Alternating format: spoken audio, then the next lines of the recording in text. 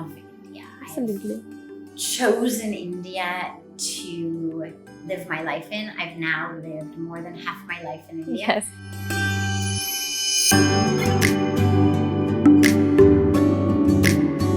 But all in all, as a package, India to me is the best place in the world to live. I know fear, I know longing, I know jealousy, I know hatred, I know greed and lust and rage and all of that. And I also know freedom. Yes. And I know bliss, and I know divine connection. And if I can, so can you. Not mean you can't wear jeans. Yeah. It doesn't mean that you don't get hungry or tired or thirsty or have to go to the bathroom or ever get angry or frustrated. What spirituality means is that you've committed your life to looking at yourself and the world as spirit. From the heart of Hollywood to the soul of Himalayas. Today we're going to look at the extraordinary journey of Sadhvi Bhagwati Saraswati.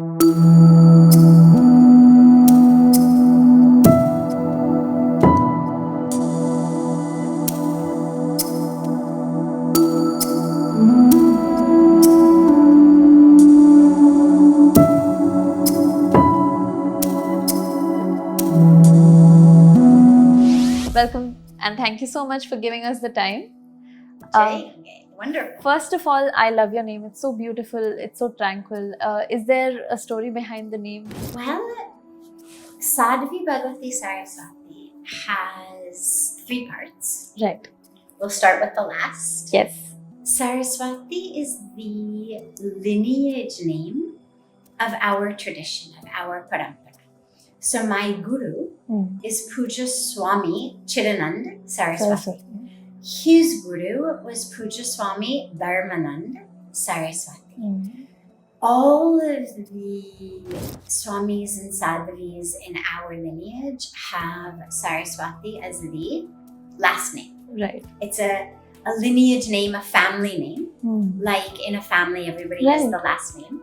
So we're connected by that spiritual parampara, even though not by blood or marriage. It's a spiritual family. Absolutely. And of course, Saraswati is the Goddess. The goddess of wisdom. The goddess of wisdom, the goddess of music, the goddess of so much. So it's a tradition that comes from the Shankaracharya, from the Adi Shankaracharya. But it's also a tradition that is really anchored and rooted in a reverence for the mother goddess. Right. I don't know if you've heard, but about your book, there have been numerous beautiful reviews. It's changed people's lives. People love your book. But then there are some reviews that go, oh, India has been portrayed in a sort of a bad light. So I had a question. Do you know about this? What do you feel about people taking this tone? I see India in a very positive light. Right. I love India. Absolutely. I've chosen India to live my life in. I've now lived more than half my life in India. Yes.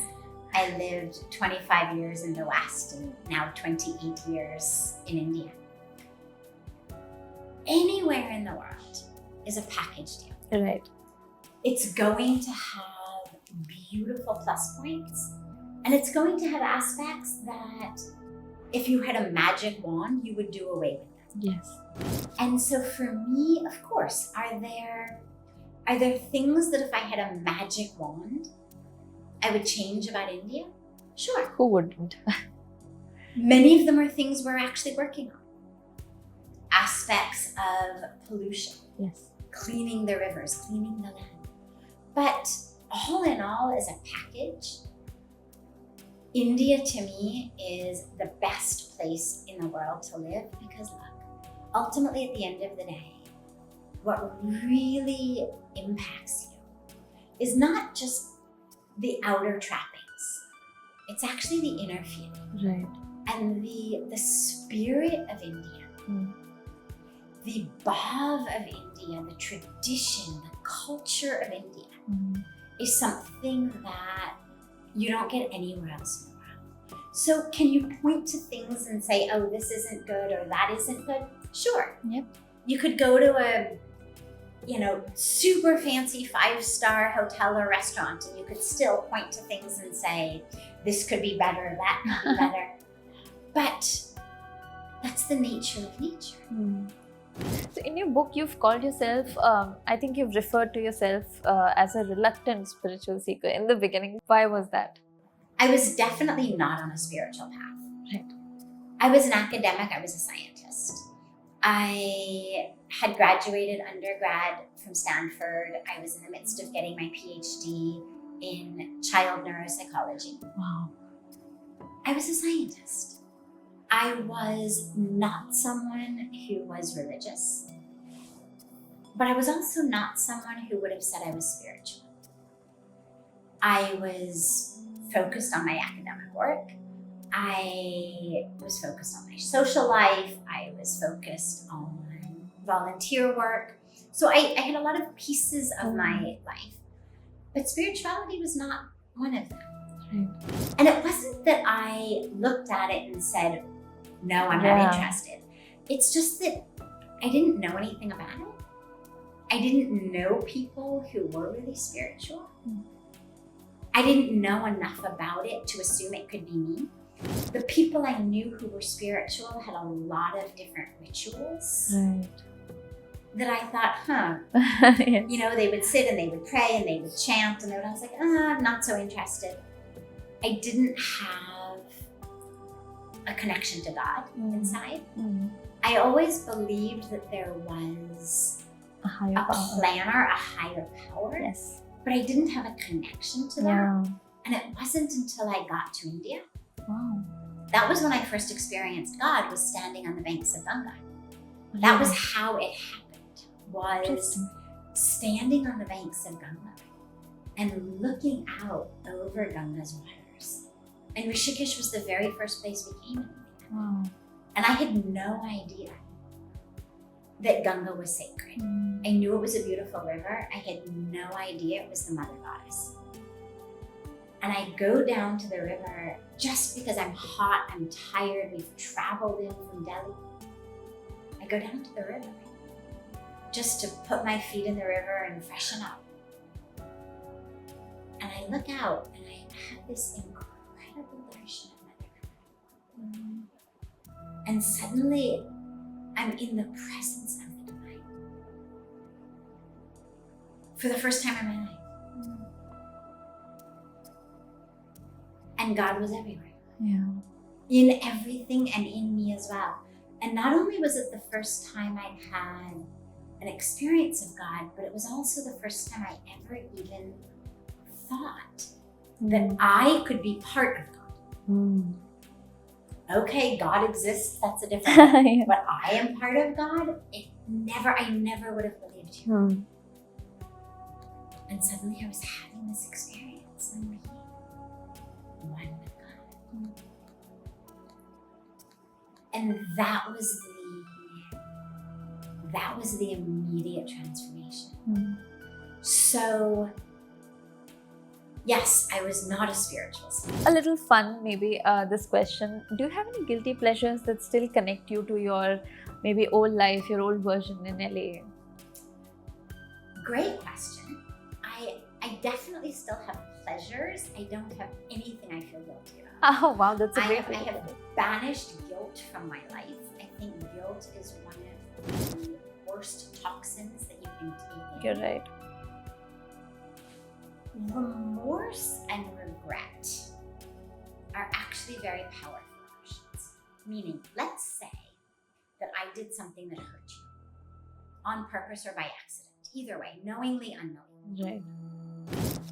That sense of remorse that I'm going to feel, that sadness in me, that regret that I made not such a good decision, that's a very good thing because that's going to prevent me from hurting you in the future. Yes. It's going to make me much more mindful, much more compassionate, much more skillful. in moving through the world so that I don't hurt you or other people. But guilt is that which says you are a bad person. Yes. You are awful. You are stupid. You are mindless. You are this. You are. Guilt is toxic. So I have absolutely no pleasures that I feel guilty about. Okay. I absolutely have things I enjoy, but they're things like avocados. Oh yes. Which I love and yet tragically just don't see nearly enough of in India. Yes. I love hiking in the mountains, which I don't get to do nearly enough of in Really? India. I love just throwing on a pair of hiking boots and running off into. When was the the last mountains. time you did that? I just came back from America. Oh, okay. I literally just came back. I'm on my way to Rishikesh now. And yes, when I'm in places that have beautiful mountains, which I try to be as much as possible, I will immediately throw on a pair of hiking boots and go off for a hike. I love big salads. So these are pleasures that I tend to have more of in the West than in India, but by no means are they. Also, with that question, I would like to end the interview. It has been no short of enlightening, and for more such experiences, we obviously have the ashram in Rishikesh. But that was the end of the interview. Thank you so much, and stay tuned to India Today Global.